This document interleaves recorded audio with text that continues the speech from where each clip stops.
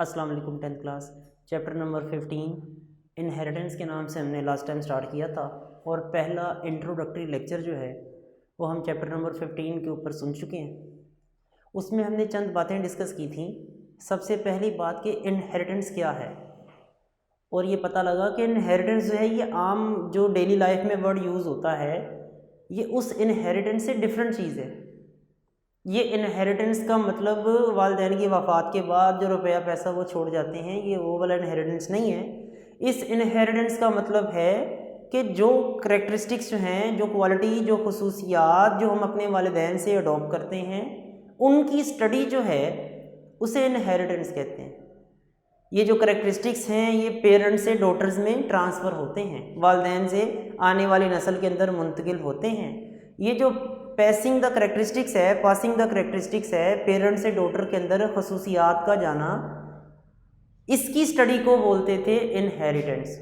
Inheritance का ज़िम्मेदार DNA होता है, हेरिडिटी मटेरियल होता है, विरासती मादा होता है, जीन्स होते हैं। ये बात हमने डिस्कस की थी फर्स्ट लेक्चर में कि हमने जो अपने करैक्टरिस्टिक्स लिए हैं अपने पेरेंट्स से लिए हैं। तो सर पेरेंट्स से हमने ऐसी कौन सी चीज़ ले ली है, हमारे पेरेंट्स से ऐसी हमारी कौन सी क्वालिटी, कौन सा केमिकल आया है हमारी बॉडी में जिस वजह से हम अपने पेरेंट्स जैसे हैं। तो वो केमिकल, वो वर्ड, वो शय क्या था? That was DNA. हमने अपने पेरेंट्स से डीएनए लिया है, जिस डीएनए की बेस पे हम अपने पेरेंट्स के जैसे हैं, उनसे मिलते जुलते हैं। डीएनए जो होता है इसका एक छोटा सा पार्ट होता है जिसे हम जीन बोलते हैं। सारे का सारा डीएनए जो है वो करैक्टरिस्टिक्स को कंट्रोल नहीं करता। डीएनए का एक छोटा सा पार्ट होता है, डीएनए के ऊपर एक मखसूस सीक्वेंस होता है जिसे हम जीन कहते हैं। तो बेसिकली हमने अपने पेरेंट्स से वो जीन लिए हैं। DNA and gene, these are same concept. अगर आप देखें तो ये दोनों वर्ड ऑलमोस्ट सेम है, क्योंकि जीन जो है बेसिकली वो डीएनए का ही एक पार्ट है, कोई अलग चीज़ नहीं है। हमने अपने वालिदैन से डीएनए लिया है, ये बात भी ठीक है। हमने अपने पेरेंट्स से जीन्स लिए हैं, ये बात भी ठीक है। Because gene is a special word, it is a part of DNA. ये डीएनए का एक टुकड़ा है, डीएनए का एक पार्ट है जो हम अपने वालिदैन से लिया है और वो हमारी बॉडी में करैक्टरिस्टिक्स को कंट्रोल करता है। एक बात और हमने पढ़ी थी कि वो जो करैक्टरिस्टिक्स डीएनए कंट्रोल कर रहा है उन्हें क्या बोलते हैं? These characteristics are called traits. उन खुसूसियात को, उन क्वालिटीज़ को ट्रेट्स कहते हैं। लो बच्चों, ये थी 4 बातें जो हमने अपने इंट्रोडक्टरी लेक्चर में की थी। इनहेरिटेंस क्या है, इनहेरिटेंस क्या है, जेनेटिक्स किसे कहते हैं, जीन्स क्या होते हैं और ट्रेड्स किन्हें कहते हैं। 4 बातें हमने डिस्कस की थी। आज हम जो पढ़ने जा रहे हैं that is structure of DNA. हम जो डीएनए डेली बोल रहे हैं, इंशाल्लाह आगे भी बोलेंगे, ये डीएनए है क्या, इसकी शक्ल सूरत क्या है, डीएनए की शक्ल कैसी होती है। तो कुछ जनरल बातें, कुछ स्पेशल बातें। डीएनए को सबसे पहली मर्तबा 1869 में फ्रेडरिक मिशर ने डिस्कवर किया था। डीएनए को डिस्कवर किया था 1869 में। मैं बोर्ड पे कोट कर रहा हूँ। साइंटिस्ट का नाम था फ्रेडरिक मिशर। लेकिन डीएनए का जो स्ट्रक्चर था, एक लंबा अरसा जो है दरमियान में गैप आया। डीएनए का स्ट्रक्चर जो है वो समझ ना आया। टेक्निक्स की कमी थी, इंस्ट्रूमेंट्स की कमी थी, डेटे की कमी थी। और डीएनए का जो कंप्लीट स्ट्रक्चर है वो तकरीबन 90 साल के बाद 1953, 85 ईयर्स के करीब तकरीबन 2 साइंटिस्ट थे अमेरिका के, जिनका नाम था जेम्स वॉटसन और फ्रांसिस क्रिक। जे वॉटसन मतलब James Watson plus Francis Crick, 2 scientist थे और बेसिकली ये बीएस के स्टूडेंट्स ही थे, फ्रांसिस क्रिक। और इनकी जो रिसर्च है उस पर भी क्वेश्चन मार्क है कि ये बेसिकली रिसर्च इनकी नहीं थी। ये फीमेल एक लेडी साइंटिस्ट थी, उसका नाम था रोजालिंड फ्रैंकलिन, ये उसकी रिसर्च थी। बहरहाल हम डेप्थ में नहीं जाते किसकी रिसर्च थी। इन्होंने अपने नाम से पब्लिश कराई 1953 में 2 साइंटिस्ट थे, BS के स्टूडेंट्स थे, नाम क्या है उनका, जेम्स वॉटसन, फ्रांसिस क्रिक। 1869 में डीएनए डिस्कवर हुआ और 1953 में American scientist James Watson, Francis Crick ने डीएनए का स्ट्रक्चर पेश किया और इन दोनों साइंटिस्ट को दुनिया के अजीम तरीन अवार्ड साइंस के अंदर जो है नोबेल प्राइज, उससे भी नवाजा गया। इन्होंने ऐसा क्या कह दिया था, इन्होंने जो चंद बातें पेश की डीएनए के स्ट्रक्चर के हवाले से, वो इनकलाबी बातें थीं, रेवोल्यूशनरी बातें थीं। वो क्या थीं? पहली बात इन्होंने कहा कि डीएनए का मॉलिक्यूल जो है डबल स्ट्रैंडेड होता है। डीएनए का मॉलिक्यूल 2 धागों से मिलकर बनता है, that are formed in helical, जो बल खाते हुए होते हैं। डीएनए का जो मॉलिक्यूल है ये 2 धागों से मिलकर बनता है, that are coiled each other, जो एक दूसरे के ऊपर कॉइल किए हुए हैं, बल खाते हुए, जिस तरह को बल खाती गोल सीढ़ी। मैं यहाँ पे सामने तस्वीर बनाता हूँ ताकि ज़्यादा क्लियर समझ आ जाए। एक धागा मैं ब्लैक कलर से शो कर रहा हूँ और दूसरा जो धागा है ये मैंने रेड कलर से शो कर दिया है। डीएनए का मॉलिक्यूल जो है डबल स्ट्रैंडेड है, 2 धागों से मिलकर बनता है, दोनों के दोनों स्ट्रैंड्स हैं, they are coiled each other, they are found in helical form. जैसे कोई स्प्रिंग जो है बल खाया हुआ, जैसे कोई टेलीफोन की तार किसी ज़माने में बल खाई हुई होती थी, डीएनए का मॉलिक्यूल इस सूरत में होता है। डीएनए का जो मॉलिक्यूल है उसमें जो हर स्ट्रैंड है, हर धागा, each strand consist of the small सब यूनिट्स न्यूक्लियोटाइड। मैं साथ साथ बातें कोट भी कर देता हूँ। सबसे पहली बात, डीएनए का मॉलिक्यूल क्या होता है बच्चों, डबल स्ट्रैंडेड होता है। डबल स्ट्रैंडेड से मुराद दोहरा धागा, डबल धागा होता है, ठीक है, डबल स्ट्रैंडेड है। और बोथ स्ट्रैंड, दोनों के दोनों स्ट्रैंड कॉइल्ड, बल खाए हुए होते हैं, both strand coiled each other, एक दूसरे के ऊपर बल खाए हुए हैं। हर स्ट्रैंड जो है, ईच स्ट्रैंड, हर धागा जो है, इट कंसिस्ट ऑफ न्यूक्लियोटाइड। ये जो डीएनए का मॉलिक्यूल है, ये जो डीएनए का मॉलिक्यूल है ये भी मैक्रो मॉलिक्यूल है, ये भी मैक्रो मॉलिक्यूल है। जैसे आप लोगों ने कार्बोहाइड्रेट पढ़ा है केमिस्ट्री में, शुगर से मिलकर बनता है, याद आया, कार्बोहाइड्रेट शुगर से मिलकर बनता है, प्रोटीन अमीनो एसिड से मिलकर बनती है। बिल्कुल ऐसे मैं आपको बता रहा था, ये बिल्डिंग है किससे मिलकर बनी, ईंटों से मिलकर बनी है। ये बिल्डिंग किससे मिलकर बनी है, ईंटों से।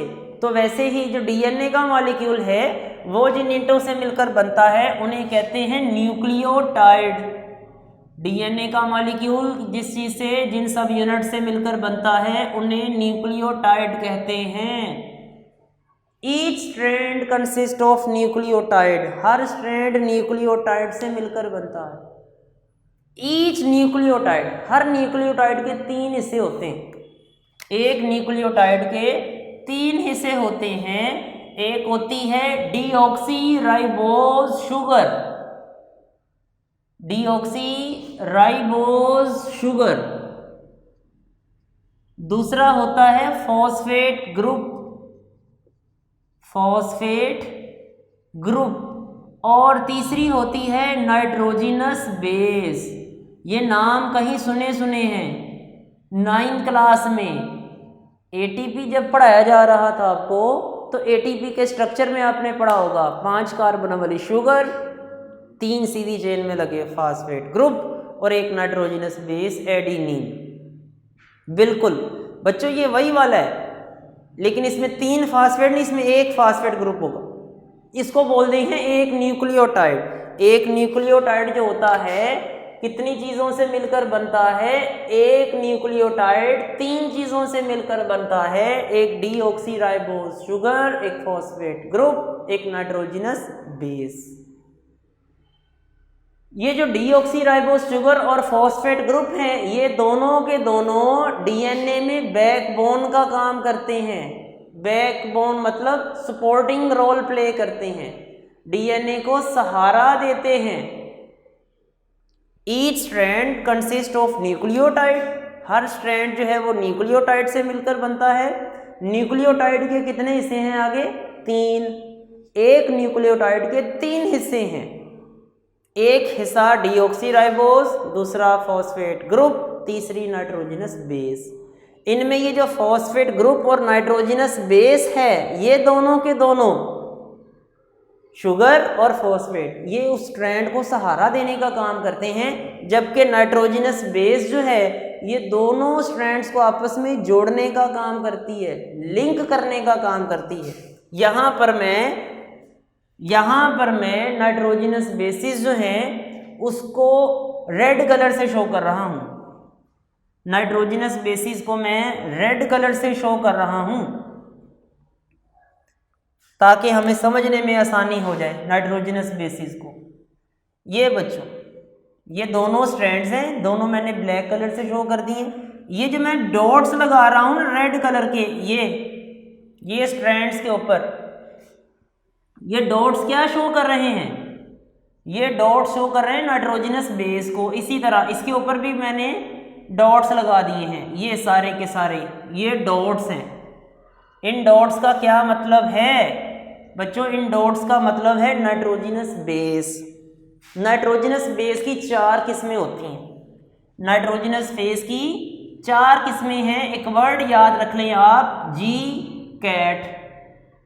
जी कैट, जी का मतलब है guanine, G for guanine, C for cytosine, cytosine, A for adenine और टी फॉर थाइमीन। डीएनए के अंदर 4 किस्म की नाइट्रोजनस बेस होती हैं, गवानीन, साइटोसिन, एडिनिन, थाइमीन। अब ये जो न्यूक्लियोटाइड है इसमें कोई भी बेस लग सकती है।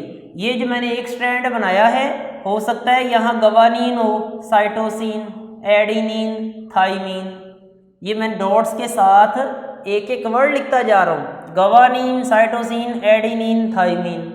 आगे फिर से हो सकता है थाइमीन आ जाए, फिर थाइमीन आ जाए, एडिनिन आ जाए, गवानीन आ जाए, यानी कि कोई भी बेस लग सकती है।